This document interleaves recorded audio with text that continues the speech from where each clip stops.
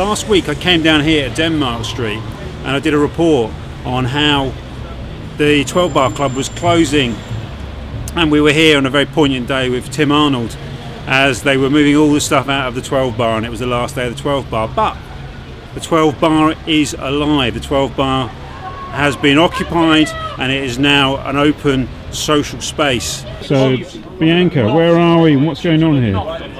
Well, this is Denmark Street and this is the 12 Bar, which was recently officially closed last week.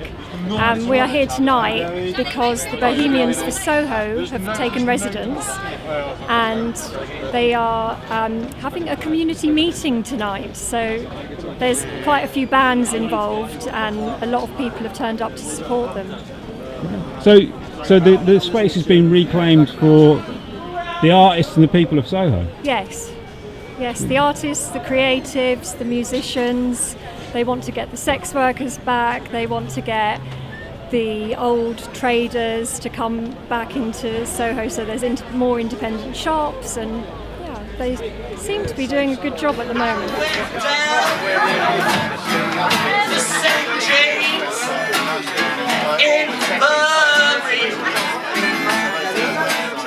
And how long do you think this space will keep going for, though?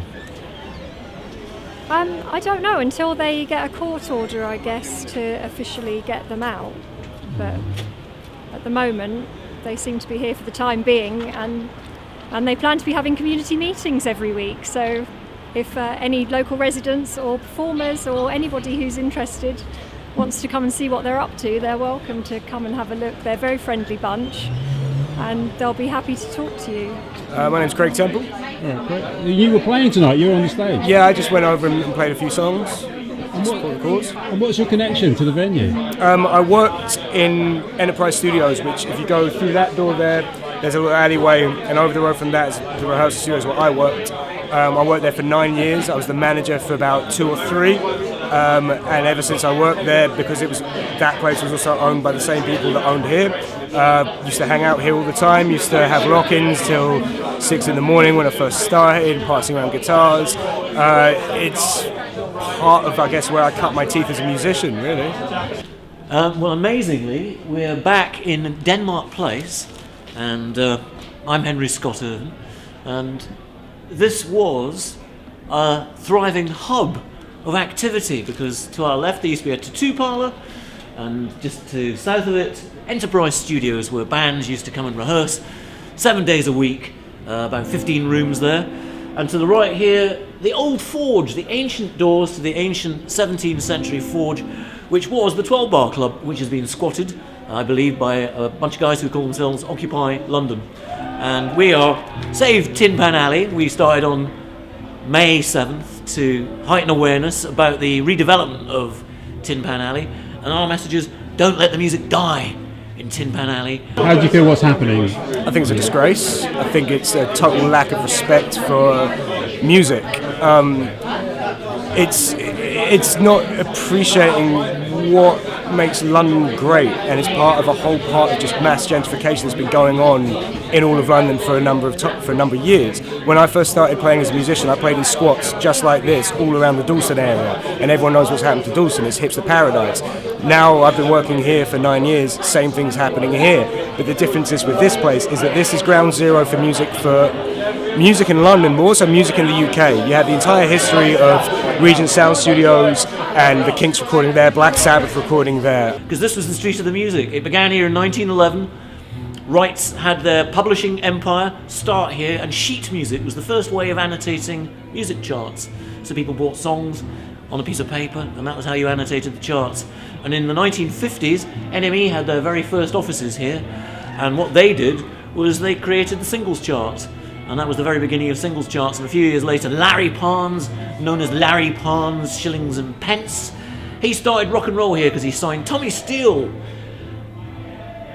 Marty Wilde, and rock and roll began with those two guys. And then since I kind of came around, or I guess for the past 20 odd years, it was grassroots, ground zero for music in London and the UK. There was no egos, there was no bullshit, there was no industry involvement. There was no PR guys who didn't know what the hell they were talking about. It was just musicians. And the 12 Bar was where everyone used to come together. There was no divide of subgenre or genre or different cultures. It was everything kind of all coming together.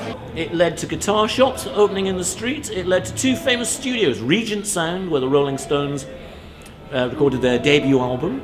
And whilst driving along the road one day in a limo with the Beatles, they said, "Oh, we've done a covers album." And they said, "Well, we've got one song that you could do. It's called I Want to Be Your Man." And that happened in Denmark Street, in a limo, driving along. And the reason I know that is Paul McCartney's former PR told me this week, so it must be true. And what I think this kind of represents is kind of the lack of understanding for what music in the UK represents. It's our cultural heritage. It's why people come to this country. It's not just a case of people come to this country for the Queen and the royal family. People come to this country because this is where Led Zeppelin came from. People come here because the Beatles, the Stones, the Kinks, the Clash, the Sex Pistols, the Ruts, the Jam, you name it, they're from here. And that's why people come here. And I think the inevitable, well, not the inevitable, but the threats to Denmark Street at the moment is basically a lack of understanding for what binds people together across the world. What we're saying, and this is a really important thing, is we're working with the developers who are not necessarily the enemy, but they could be. They're talking about turning all the buildings above these shops into apartments and flats. They're saying rockstar flats and rockstar apartments. Now, I'm not sure about that. I just think they mean apartments. They've said that we're really behind keeping the guitar shops in the street. But in actual fact, that's because Camden Council in 2010 had an agreement that said you have to. So it's the other way around. So these very nice developers who are now behind this keeping music retail in the street, in actual fact, have to.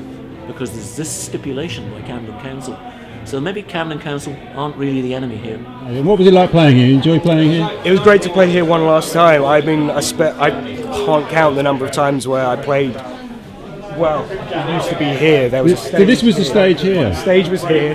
It came out to about here where we're standing. This far here. You could just about, if you were lucky, cram 3 people on the stage, sometimes more. I saw 5 people on here once. It was a miracle. And you'd play. Let's keep the guitar makers here. Let's keep the rehearsal rooms here. Let's keep this the only thriving hub of music in the world. Beale Street in Memphis became a load of restaurants and cafes and a couple of live music venues. All the shops closed. There is no equivalent in the world like Tin Pan Alley. There is only one Tin Pan Alley. Don't let the music die in Denmark Street.